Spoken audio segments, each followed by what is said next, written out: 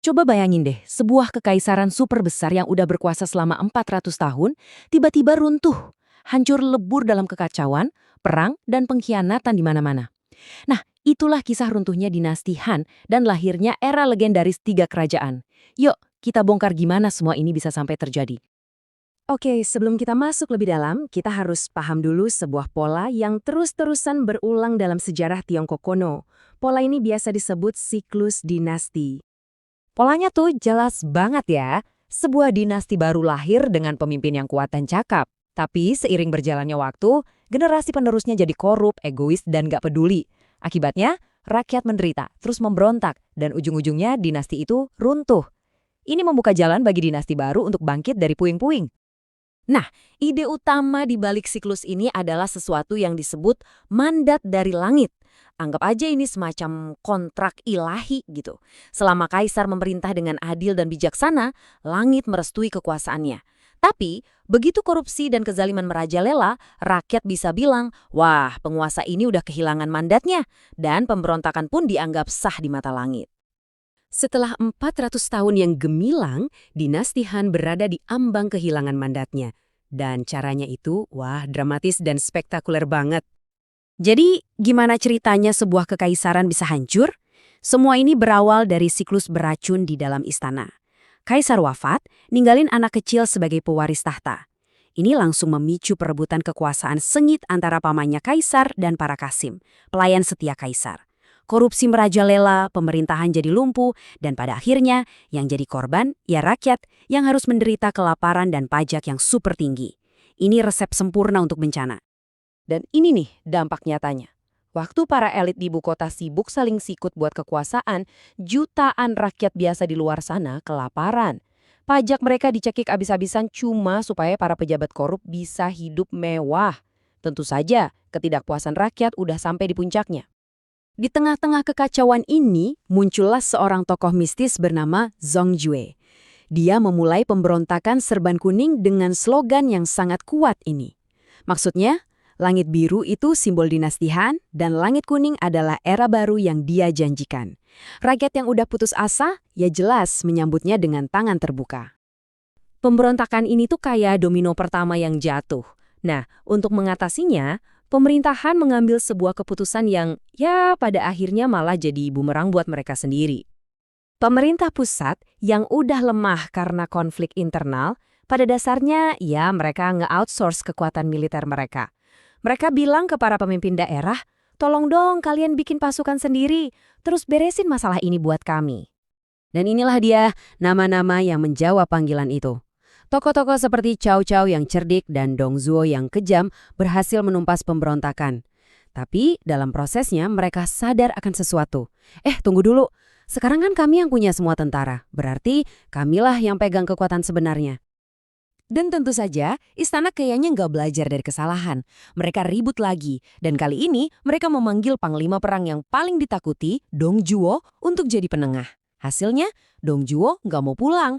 Dia malah mengambil alih ibu kota dan menyandra kaisar. Game over. Dengan Dong Zhuo yang sekarang berkuasa, negara ini pecah berkeping-keping. Ini memicu perang saudara yang super masif dan sangat-sangat kacau. Para pemain besar lainnya kayak Yuan Shao dan Cao Cao jelas nggak tinggal diem dong. Mereka melihat Dong Zhuo ini sebagai ancaman bagi semua orang dan akhirnya mereka memutuskan untuk membentuk aliansi sementara untuk menyingkirkannya. Tapi ternyata ancaman terbesar Dong Zhuo itu bukan datang dari luar, justru datang dari lingkaran dalamnya sendiri. Ada intrik cinta segitiga yang membuat Lu Bu, prajurit terhebat saat itu, akhirnya berbalik dan membunuh ayah angkatnya sendirian tiran. Kematian Dong Zhuo bukannya membawa damai, malah sebaliknya. Kematiannya menciptakan kekosongan yang gede banget, koalisi yang tadinya bersatu langsung bubar, dan semua orang mulai saling serang untuk merebut wilayah. Tiongkok pun berubah jadi arena battle royale raksasa.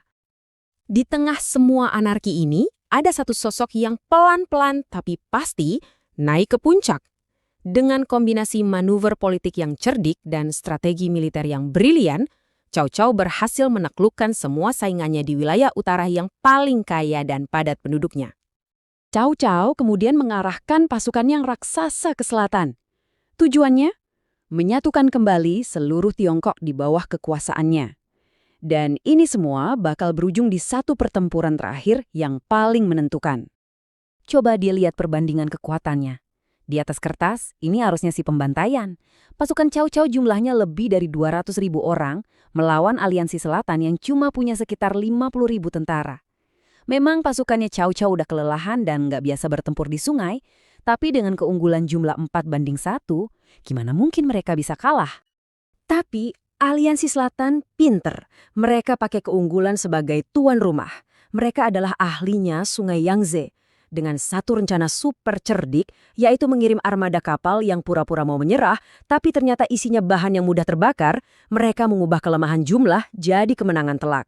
Seluruh armada raksasa Cao Cao ludes terbakar. Kekalahan telak di pertempuran Chibi ini benar-benar menghentikan ambisi Cao Cao untuk selamanya. Pertempuran ini menciptakan sebuah realitas politik baru yang akan bertahan selama puluhan tahun ke depan. Tiongkok kini terpecah menjadi 3 kerajaan. Wei pimpinan Cao Cao di utara, Shu pimpinan Liu Bei di barat daya, dan Wu pimpinan Sun Quan di tenggara. Kebuntuan ini berlangsung selama beberapa dekade. Tapi, kerajaan-kerajaan baru ini ternyata nggak kebal sama sekali dari masalah yang sama persis dengan yang menghancurkan dinasti Han dulu. Dan yang benar-benar menarik adalah gimana mereka semua akhirnya runtuh dari dalam. Jatuh karena penguasanya jadi lalai dan cuma foya-foya. Shu ironisnya jatuh karena korupsi para Qasim, penyakit yang sama persis dengan dinasti Han. Dan di Wei, kaisar yang lemah membiarkan satu keluarga, yaitu klan Sima, jadi terlalu kuat. Keluarga Sima ini jeli melihat peluang dari kebusukan di kerajaan-kerajaan saingan mereka. Mereka pertama-tama merebut kekuasaan di Wei dari dalam, lalu menaklukkan Shu dan Wu satu persatu, dan mendirikan dinasti baru, dinasti Jin. Tiongkok akhirnya bersatu kembali. Dan inilah tema besar dari keseluruhan era ini. Setelah hampir 1 abad penuh pertumpahan darah, pengkhianatan, dan kisah kepahlawanan yang luar biasa, Tiongkok berakhir tepat di tempat semuanya dimulai, di bawah satu dinasti baru yang siap untuk mengulangi siklus yang sama sekali lagi.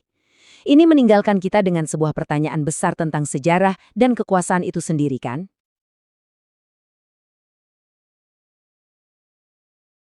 I know you told your friend you're not okay, and tell me what's wrong and why you never said you felt that way. And guess you're trying to stay strong and fake a smile until I look away. But I've known you too long, it hurts to watch your blue eyes fade to gray as you fade away, as you fade away. Yeah, I'm about to fade away, cause every time I wake up I feel like it's Monday. Something's going wrong with all the chemicals up in my brain. All of a sudden I don't look at anything the same way. Gotta build up of my thoughts sitting in an ashtray. I'm sorry that I'm so inconvenient, okay. Just let me be me and I'll stay out of your way. I can see the way you look at me, I'm such a disgrace. I never really asked to be brought into this place.